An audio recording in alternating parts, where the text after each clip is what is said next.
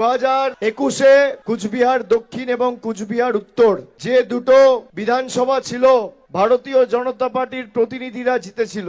2019 থেকে 2024 বিজেপির এমপি ছিল। ডবল ইঞ্জিনের স্বাদ যদি সত্যি কেউ চেখে দেখে থাকে, কুচবিহারের মানুষের মতো ভালো ডবল ইঞ্জিনের স্বাদ কেউ পায়নি।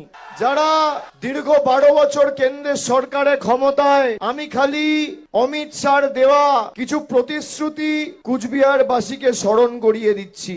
2016, 2019, 2021, 2024 অমিত শাহ বলেছিল কুচবিহারে নারায়ণী ব্যাটালিয়ন তৈরি হবে, হয়েছে। তিনি বলেছিল চিলারায়ের নামে প্যারামিলিটারি ট্রেনিং সেন্টার তৈরি হবে, হয়েছে। বেশ, এরপর তিনি বলেছিল ঠাকুর পঞ্চানন বর্মন নামে, তারা বর্মা বলে না, তারা বলে পঞ্চানন বর্মন, রাজবংশী ভাইদের অপমান, বলেছিল ঠাকুর পঞ্চানন বর্মন নামে একটি সংগ্রহশালা এবং স্মৃতি স্মারক তৈরি করে 250 কোটি টাকা খরচ করে তারা নতুন করে সংগ্রহশালা তৈরি করবে, হয়েছে। বেশ, মদন মোহন মন্দির ও জল্পেশ মন্দিরকে কেন্দ্র করে আন্তর্জাতিক মানের পর্যটন স্থল গড়ে তোলার কথা বলেছিল, হয়েছে। উত্তরবঙ্গে একটি কেন্দ্রীয় বিশ্ববিদ্যালয় এবং একটি এইমস বানাবে বলেছিল, হয়েছে। এরপর কুচবিহার বিমানবন্দরকে আন্তর্জাতিক বিমানবন্দরে পরিণত করার কথা বলেছিল, হয়েছে। রাজবংশী ভাষার বিস্তারের জন্য রাজবংশী স্কুল তৈরি করার কথা বলেছিল, হয়েছে।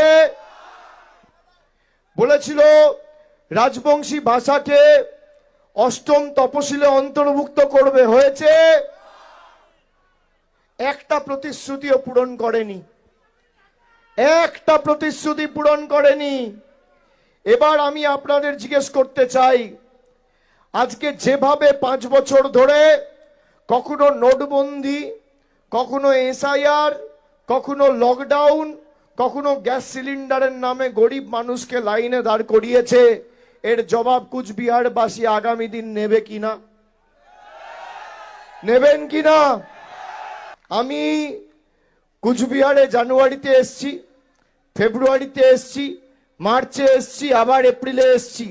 মে মাসে রেজাল্ট বেরোবে, মের শেষে নইলে জুনের প্রথম সপ্তাহে আবার আসবো আপনাদের সাথে বিজয় উৎসব করতে, কথা দিয়ে যাচ্ছি।